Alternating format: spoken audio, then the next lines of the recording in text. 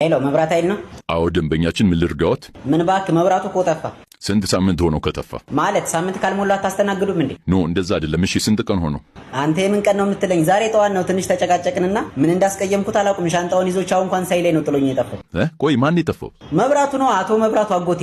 አጎቴ እየቀለዱ ነው? ሰው ነው እንዴ የጠፋውት? አዎ ይድፋውት አቦ። ይሄ ፖሊስ ጣቢያ መስሎክ እንዴ? ማለት መብራቱ ሲጠፋኛ ጋር ደውሎ አላላችሁም እንዴ? እና ቤቱ ውስጥ ያለው መብራት ሲጠፋ ነው ያልነው። እና እኔስ ምን አልኩ? አጎቴም እኮ ከኔ ጋር ቤት ውስጥ ነው የሚኖረው። ዘበኛ መሰለህ እንዴ? እያሾፉ ነው። ቤቱ ውስጥ ያለው አምፖል ሲጠፋ ነው የሚደውሉት። እዚህ ጣራው ላይ ያለው? አዎ እንደዛ ነው እንዴ? እኔ መች አወኩኝ?